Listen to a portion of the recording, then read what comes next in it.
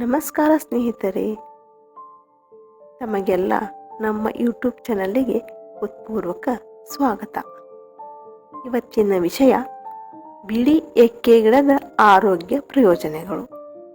ಬಿಳಿ ಎಕ್ಕದ ಹೂ ಶಿವನಿಗೆ ಅತ್ಯಂತ ಪ್ರಿಯವಾದದ್ದು. ತಮ್ಮ ಇಷ್ಟಾರ್ಥದ ಈಡೇರಿಕೆಗಾಗಿ ಬಿಳಿ ಎಕ್ಕದ ಹೂ ಸಮರ್ಪಿಸಿ ಭಕ್ತಿಯಿಂದ ಪ್ರಾರ್ಥಿಸಿದರೆ ಶಿವ ನಿಮ್ಮ ಇಷ್ಟಾರ್ಥವನ್ನು ನೆರವೇರಿಸುತ್ತಾನೆ ಎನ್ನುವ ನಂಬಿಕೆ ಇದೆ. ಶಿವ ಅಲ್ಲದೆ ಗಣಪತಿ, ಆಂಜನೇಯ, ಶನಿದೇವರಿಗೂ ಈ ಹೂವು ಇಟ್ಟು ಪೂಜೆ ಸಲ್ಲಿಸುವುದರಿಂದ ದೋಷಗಳನ್ನು ಪರಿಹರಿಸಿಕೊಳ್ಳಬಹುದು. ವಿಷದ ಗಿಡವೆಂದರೂ ಸರಿಯಾದ ರೀತಿಯಲ್ಲಿ ಬಳಸಿದರೆ ಹಲವು ಆರೋಗ್ಯ ಸುಧಾರಿಸುವ ಗುಣಗಳನ್ನು ಹೊಂದಿರುವ ಎಕ್ಕದ ಗಿಡದ ಪ್ರಯೋಜನದ ಬಗ್ಗೆ ತಿಳಿದುಕೊಳ್ಳೋಣ. ಅದಕ್ಕಿಂತಲೂ ಮೊದಲು ಮಹತ್ವದ ಸಂಗತಿ ಎಂದರೆ ಎಕ್ಕದ ಗಿಡದ ಹಾಲು ಕಣ್ಣಿಗೆ ಸಿಡಿಯಬಾರದು. ಸಿಡಿದರೆ ಕಣ್ಣು ಕೂಡಾಗುವ ಅಪಾಯವಿರುತ್ತದೆ. ಹೀಗಾಗಿ ಬಳಕೆಯ ವೇಳೆ ಬಹಳ ಜಾಗೃತರಾಗಿರಿ. ಚಿಕ್ಕ ಮಕ್ಕಳ ಕೈಗಂತೂ ಸಿಗದಿದ್ದರೆ ಒಳ್ಳೆಯದು. ಎಕ್ಕದ ಗಿಡದಿಂದ ಎಷ್ಟು ಆರೋಗ್ಯಕ್ಕೆ ಒಳ್ಳೆಯ ಗುಣವಿದೆಯೋ ಅಷ್ಟೇ ಅಪಾಯ ಕೂಡ ಇದೆ. ಮನೆಯಲ್ಲಿ ಬಿಳಿ ಎಕ್ಕದ ಹೂ ಇಟ್ಟು ಪೂಜಿಸುವುದರಿಂದ ಮನೆಯಲ್ಲಿನ ದೋಷ ಸಮಸ್ಯೆಗಳು ನಿವಾರಣೆ ಆಗುತ್ತವೆ. ಮಧುಮೇಹ ಕಾಯಿಲೆ ಇರುವವರು ಎಕ್ಕದ ಎಲೆಗಳನ್ನು ಬಿಸಿ ಮಾಡಿ ಪಾದದ ಕೆಳಗೆ ಕಾಲು ಚೀಲದಲ್ಲಿ ದಿನವಿಡೀ ಧರಿಸಿ ರಾತ್ರಿ ಮಲಗುವಾಗ ತೆಗೆಯಬೇಕು. ಈ ರೀತಿ ಪ್ರತಿದಿನ ಮಾಡುವುದರಿಂದ ವಾರ ಅಥವಾ 15 ದಿನದಲ್ಲಿ ರಕ್ತದಲ್ಲಿನ ಸಕ್ಕರೆ ಮಟ್ಟ ನಿಯಂತ್ರಣಕ್ಕೆ ಬಂದು ಮಧುಮೇಹ ನಿಯಂತ್ರಣದಲ್ಲಿರುತ್ತದೆ.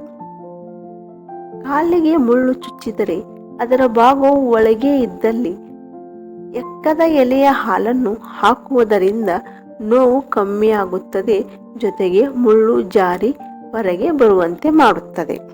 ಉಬ್ಬಸ ಹಾಗೂ ಉಸಿರಾಟದ ತೊಂದರೆ ಇರುವವರು ಎಕ್ಕದ ಗಿಡದ ಒಣಗಿದ ಹೂವನ್ನು ಪುಡಿ ಮಾಡಿ ಅದನ್ನು ಬೆಚ್ಚನೆಯ ನೀರಿನೊಂದಿಗೆ ಸ್ವಲ್ಪ ಕಲ್ಲುಪ್ಪು ಸೇರಿಸಿ ಕುಡಿಯಬೇಕು. ಇದರ ಜೊತೆಗೆ ಕೆಮ್ಮು ಶೀತಕ್ಕೂ ಇದು ರಾಮಬಾಣ. ನಿಮಗೆ ಗಾಯವಾದಲ್ಲಿ ಅಥವಾ ಚರ್ಮದ ಮೇಲೆ ಉರಿ ಅಥವಾ ಕೆರೆತ ಇದ್ದಲ್ಲಿ ಎಲೆಯ ಹಾಲನ್ನು ಹಚ್ಚುವುದರಿಂದ ಬೇಗ ಗುಣವಾಗುತ್ತದೆ. ಚರ್ಮದ ಯಾವುದೇ ಸಮಸ್ಯೆಗಳಿಗೆ ಇದು ಪರಿಣಾಮಕಾರಿ.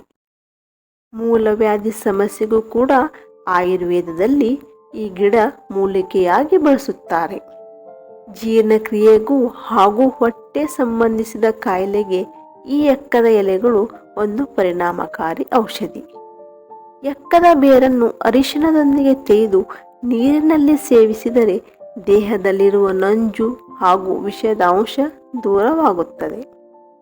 ಬೆನ್ನು ಅಥವಾ ಮಂಡಿ ನೋವು ಇರುವವರು ಎಕ್ಕದ ಎಲೆಯನ್ನು ಕೆಂಡದ ಮೇಲೆ ಬಿಸಿ ಮಾಡಿ ನೋವಿನ ಜಾಗಕ್ಕೆ ಈ ಎಲೆ ಶಾಖ ನೀಡಿದರೆ ನೋವು ಕಮ್ಮಿಯಾಗುತ್ತದೆ. ಹೀಗೆ ಎಕ್ಕದ ಎಲೆ, ಎಕ್ಕೆ ಹೂವು, ಎಕ್ಕೆ ಹಾಲು, ಎಕ್ಕೆ ಕಾಂಡ, ಎಕ್ಕೆ ಬೇರು, ಒಟ್ಟಾರೆ ಎಕ್ಕೆ ಗಿಡದ ಪ್ರತಿಯೊಂದು ಭಾಗವೂ ಬಹು ಉಪಯೋಗಿಯಾಗಿದೆ. ಆದರೂ ಎಕ್ಕೆ ಗಿಡವನ್ನು ಬಳಸುವ ಮುನ್ನ ವೈದ್ಯರಲ್ಲಿ ಅಥವಾ ಆಯುರ್ವೇದ ಪಂಡಿತರಲ್ಲಿ ಸಲಹೆ ಪಡೆಯುವುದು ಒಳ್ಳೆಯದು. ಸ್ನೇಹಿತರೆ, ಈ ವಿಡಿಯೋ ಇಷ್ಟವಾದಲ್ಲಿ ಲೈಕ್ ಮಾಡಿ, ಶೇರ್, ಕಮೆಂಟ್ ಮಾಡಿ ಮತ್ತು ಇನ್ನಷ್ಟು ವಿಡಿಯೋಗಳಿಗಾಗಿ ಮರೆಯದೇ ನಮ್ಮ ಚಾನಲನ್ನು ಸಬ್ಸ್ಕ್ರೈಬ್ ಮಾಡಿ. ಧನ್ಯವಾದಗಳು.